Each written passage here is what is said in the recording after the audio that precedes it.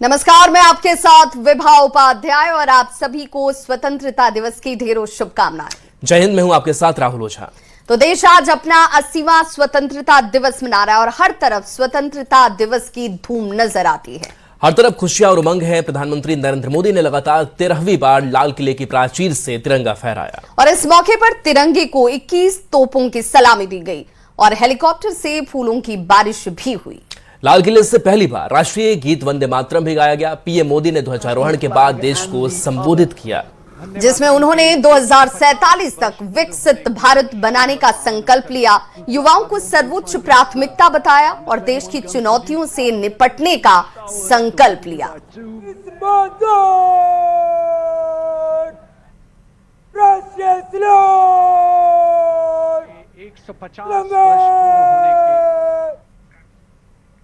तो पीएम मोदी ने 73 मिनट का भाषण दिया। लाल किले पर पहली बार वंदे मातरम गूंजा। आज हर घर तिरंगा है, हर मन तिरंगा है, प्रधानमंत्री ने कहा। और उन्होंने कहा कि आगे बढ़ने के लिए बड़े सपने देखना जरूरी है। देश अब छोटे सपनों से चलने वाला नहीं है।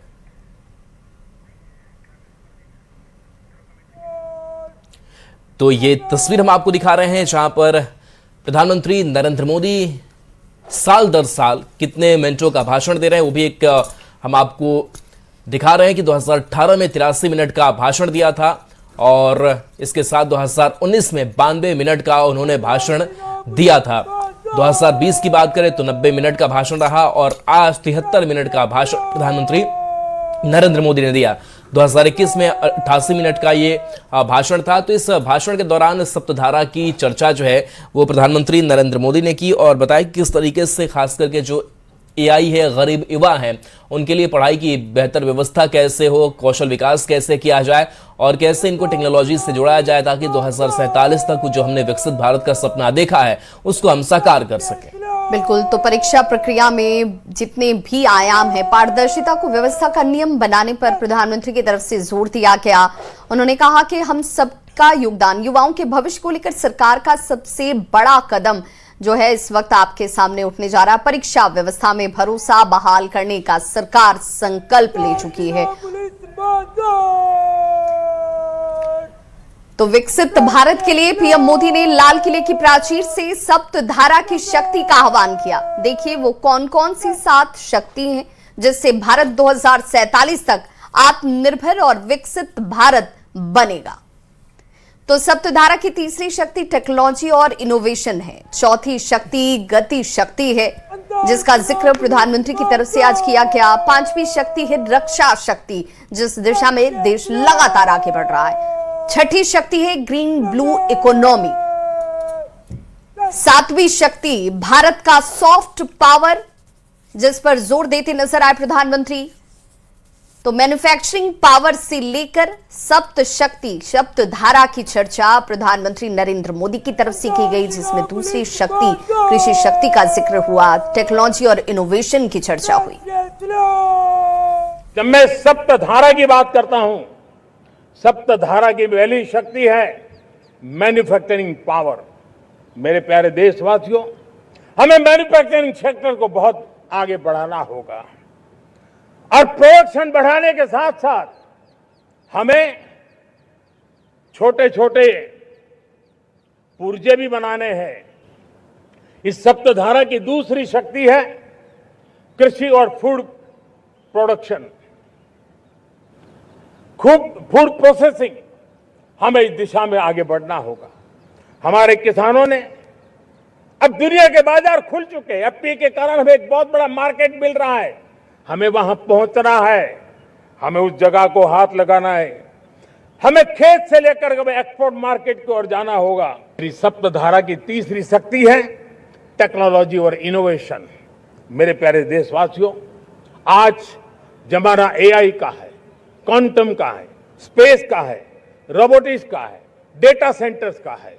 पूरी तरह एक नया क्षेत्र खुल चुका है और इमर्जिंग टेक्नोलॉजी ये भी हर पल हमें चुनौती दे रही है और इसलिए देश को दुनिया के लिए मार्केट नहीं बना देना, हमें इनोवेशन का हब बनना है। सप्तधारा की चौथी शक्ति है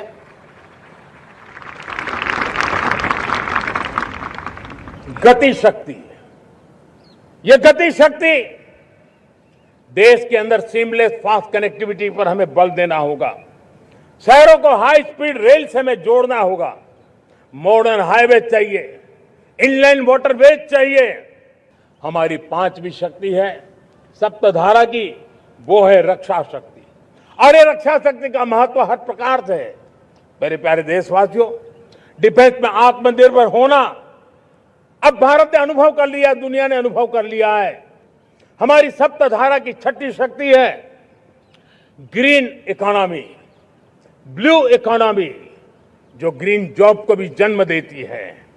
हमें green hydrogen, renewable energy, energy storage, green mobility, green manufacturing in global scale. Bharat Saptadhara की जब बात करके लेकर चला है तब हमारी सातवीं धारा है और दुनिया के लिए इसका अपना भी एक महत्व है, और वो है भारत का सॉफ्ट पावर। भारत के सॉफ्ट पावर की ताकत है। आज योग ने पूरी दुनिया को भारत के साथ जोड़ के रखा हुआ है। योग दुनिया के लिए एक ऊर्जा बनता जा रहा है, भारत के लिए विश्वास का बड़ा कारण बनता जा रहा है। जिस भारत के पास आस्था के केंद्र हो, जिस भारत के पास आयुर्वेद हो, जिस प्रकार से भारत के पास होलिस्टिक हेल्थ केयर की व्यवस्था हो। तो नक्सलवाद मुक्त देश का हमने संकल्प लिया। प्रधानमंत्री नरेंद्र मोदी ने इस बात का जिक्र किया। नक्सलवाद माओवाद ने संविधान की धज्जियां उड़ाई। हमने दशकों पुरानी चुनौतियों को खत्म किया। देश की सत्ता में माओवादी सोच वाले लोग थे। नक्सलवाद माओवाद ने युवाओं को बर्बाद किया। इसके साथ उन्होंने कहा कि दिमागी नक्सलवादी लोगों को भी पहचानना होगा। दिमागी नक्सली अराजकता फैलाने की फिराक में है, इनको आइसोलेट करना होगा। नक्सलवाद माओवाद लाखों युवाओं के भविष्य को तबाह कर दिया। अनेक माताओं के दूधमल नौजवानों को छीन लिया, बर्बाद कर दिया। हर मां बाप के सपनों को चूर चूर कर दिया। इस नक्सलवाद ने 4 दशक तक हिंदुस्तान के बहुत बड़े हिस्से को, बहुत बड़ी आबादी को दबोच करके रखा था। बंदूक के नोक पर दबोच करके रखा था। संविधान की धज्जियां उड़ा दी थी और देश के सामान्य नागरिकों की रक्षा में 3,500 से ज्यादा हमारी पुलिस के, सुरक्षा बल के जवान शहीद हो गए। युद्ध के अंदर जितने सैनिक मरते हैं उससे ज्यादा हमारे पुलिस जवानों को जान की बाजी लगानी पड़ी ताकि देश के सामान्य मानवी को सुरक्षा मिले। ये नक्सलवाद ने धरती को लहूलुहान कर दिया था। 2014 में आपने जब हमें मौका दिया, उसी दिन हमने संकल्प लिया था कि हम देश को नक्सलवाद से मुक्त करेंगे।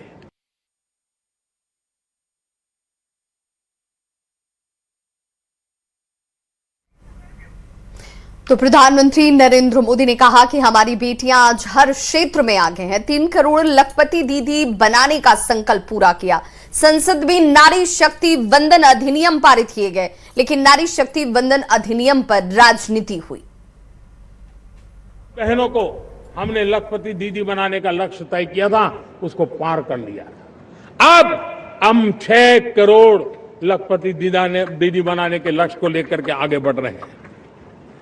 3 करोड़ नई लखपति दीदी बनना मतलब ग्रामीण अर्थव्यवस्था में बहुत बड़ा बदलाव मातृशक्ति के द्वारा आने वाला है।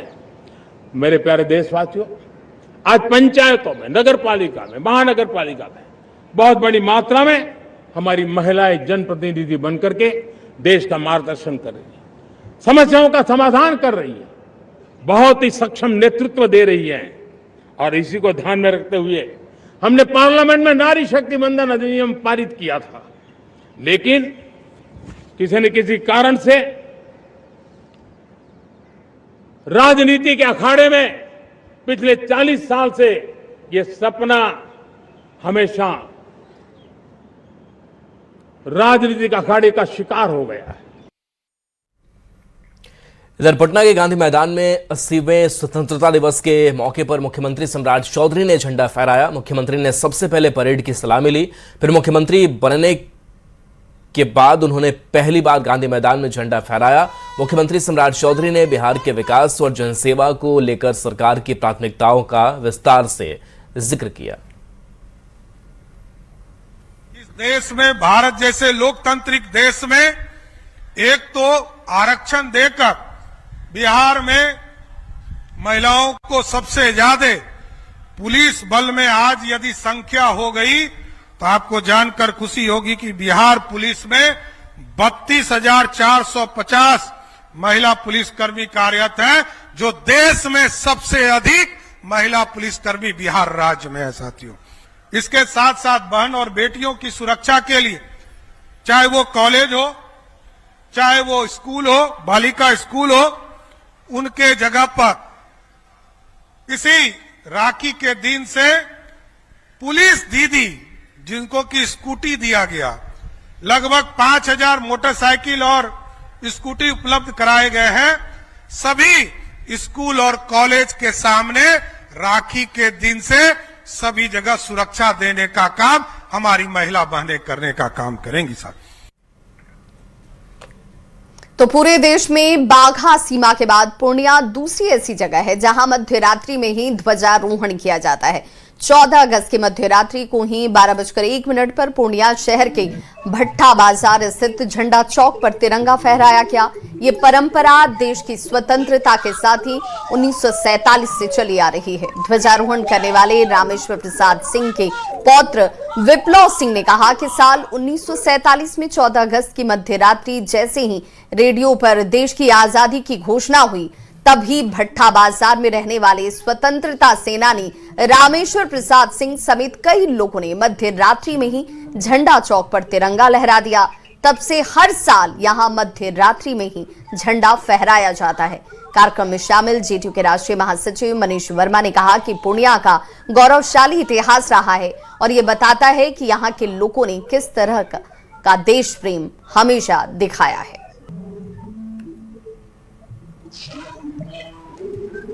तो 1947 से चली आ रही परंपरा का एक बार फिर से निर्वहन पूर्णिया में 12:01 पर ध्वजारोहण के साथ किया गया। और देखिए यहाँ हजारों की संख्या में लोग इस भट्टा चौक पर इस ध्वजारोहण के दौरान मौजूद रहे।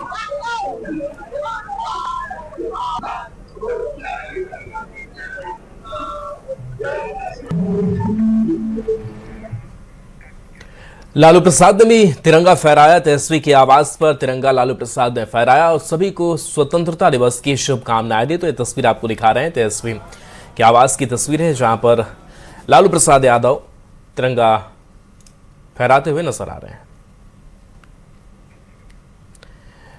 तो ये तस्वीर है जहां पर लालू प्रसाद यादव, उनके साथ साथ और भी लोगों की मौजूदगी और तेजस्वी आवास की तस्वीर अब्दुल बारी सिद्दीकी भी नजर आ रहे हैं और सभी नेताओं ने यहाँ तिरंगा फहराया है और सलामी भी दी गई।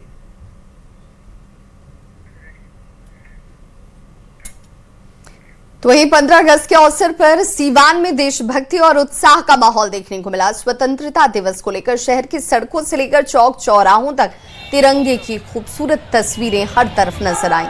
शहर के ऐतिहासिक गांधी मैदान सहित जगह जगह आन बान और शान के साथ तिरंगा लहराता नजर आया और लोगों ने देशभक्ति के जज्बे के साथ स्वतंत्रता दिवस मनाना शुरू किया। इस क्रम में शहर में युवाओं की तरफ से भव्य 100 फीट तिरंगा यात्रा, लंबी ये तिरंगा यात्रा जो है वो निकाली गई। विशाल तिरंगे के साथ निकली इस यात्रा में बड़ी संख्या में युवा शामिल हुए। हाथों में तिरंगा लिए युवाओं का जोश और उत्साह देखते ही बन रहा था। यात्रा के दौरान पूरा शहर देशभक्ति के रंग में रंगा नजर आया।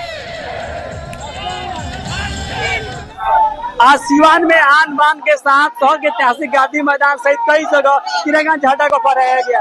कई मनमोहक और खूबसूरत तस्वीर सीवान की सड़कों पर देखने को मिली। एक ठीक तस्वीर देख सकते हैं, युवाओं द्वारा एक भव्य तिरंगा यात्रा तस्वीर देखिए, जहाँ सीवान के युवा है और भव्य तिरंगा यात्रा निकाले हैं। क्या संदेश है तिरंगा यात्रा को लेकर? पूरा सीवान तिरंगामय हो चुका है।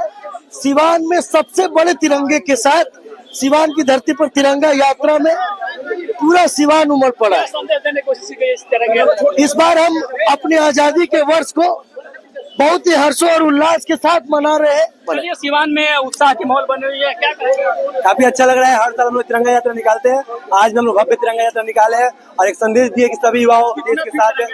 ये आपको 100 फीट का तिरंगा यात्रा है और ये अभी आगे गोपाल में मोड़ तक जाएगा। भारत माता की जय। तो ये तस्वीर आप देख सकते हैं, जो भारत माता की जय सिवान के युवा है जो ये 100 फीट तिरंगा यात्रा निकाले हुए हैं। देखिए तस्वीर हम दिखाने की कोशिश करेंगे। 100 फीट तिरंगा यात्रा है, ये आप देख सकते हैं, लंबा काफी तिरंगा यात्रा है। आज 15 अगस्त है, ऐसे में सिवान में कई जगह आन बान शान के साथ तिरंगा को फहराया गया। तो वही सिवान की सड़कों पर एक भव्य 100 फीट तिरंगा यात्रा निकाली गई है। आज 15 अगस्त को लेकर सिवान में हर जगह उत्साह की माहौल देखी जा रही है। मृत्युंजय सिंह, न्यूज़ 18 सिवान। स्वास्थ्य मंत्री निशांत कुमार ने अपने सरकारी आवास पर झंडोत्तोलन किया और उसकी तस्वीर सामने आई। तो स्वास्थ्य मंत्री निशांत कुमार की तस्वीर आप देख रहे हैं, जहां पर झंडोत्तोलन करते हुए वो नजर आ रहे हैं। तो आज अलग अलग नेताओं ने अलग अलग जगहों पर झंडोत्तोलन किया है, तिरंगे को सलामी दी है और देश की स्वतंत्रता के लिए दिए गए बलिदान और शहीदों को नमन किया है।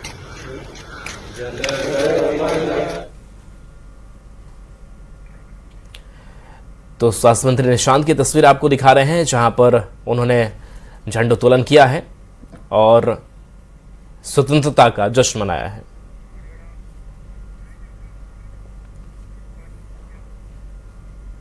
तो देखिए, दिल्ली में बीजेपी के राष्ट्रीय अध्यक्ष नितिन नवीन ने 80वें स्वतंत्रता दिवस के मौके पर पार्टी कार्यालय में तिरंगा फहराया। इस दौरान पार्टी के कई नेता और कार्यकर्ता मौजूद रहे। वंदे मातरम का गान यहां पर भी सुनाई पड़ा। तो बीजेपी के राष्ट्रीय अध्यक्ष नितिन नवीन, इनके लिए भी ये पहला मौका और यहां पर राष्ट्रीय अध्यक्ष के तौर पर झंडोत्तोलन करते हुए नितिन नवीन की तस्वीरें आप देख रहे होंगे। तमाम गणमान्य लोगों की मौजूदगी यहां पर भी नजर आई। और देखिए, जब बात स्वतंत्रता दिवस की हो, जश्न की हो, तो मुंह मीठा करना भी स्वाभाविक हो जाता है। और यहाँ पर देखिए, सभी लोगों की मौजूदगी के बीच आन बान और शान से तिरंगा लहराता हुआ नजर आया। तो बीजेपी कार्यालय की ये तस्वीर इस वक्त आप देख पा रहे हैं, जहां पर पूरे देश में हर्षोल्लास के साथ स्वतंत्रता दिवस की धूम नजर आई। वहीं बीजेपी अध्यक्ष नितिन नवीन बीजेपी कार्यालय में मौजूद रहे और उनके मौजूदगी के बीच तमाम लोगों की उपस्थिति में उनकी तरफ से ध्वजारोहण किया गया। तो बीजेपी अध्यक्ष नितिन नवीन, बीजेपी के राष्ट्रीय अध्यक्ष बनने के बाद नितिन नवीन के लिए भी ये क्षण जो है अपने आप में बेहद खास, क्योंकि झंडोत्तोलन के साथ उन्होंने भी उस संकल्प को एक बार फिर से दोहराया, जिसमें देश कैसे आगे बढ़ रहा है, देश में जिन चुनौतियों की चर्चा की जाती है, उन चुनौतियों को हमें पार पाने के लिए हम सबका योगदान किस रूप में होना चाहिए, इसकी चर्चा भी की जाती है। और इस दिशा में देखें तो आज सभी जगहों पर राष्ट्रीय ध्वज फहराते हुए उस संकल्प को लोगों ने दोहराया है। छात्र आंदोलन के दौरान AK-47 से फायरिंग मामले में 19 अगस्त को तेजस्वी यादव लोक भवन मार्च करेंगे। तेजस्वी के मार्च पर केंद्रीय मंत्री चिराग पासवान ने निशाना साधा है। चिराग पासवान ने कहा कि सिर्फ राजनीतिक रोटी सेकने के लिए वो ऐसा कर रहे हैं। जब छात्रों की अधिकांश मांगें मान ली गई, ऐसे में विरोध का कोई औचित्य नहीं बनता है। देर से आना नेता प्रतिपक्षों की आदत सी बन गई है।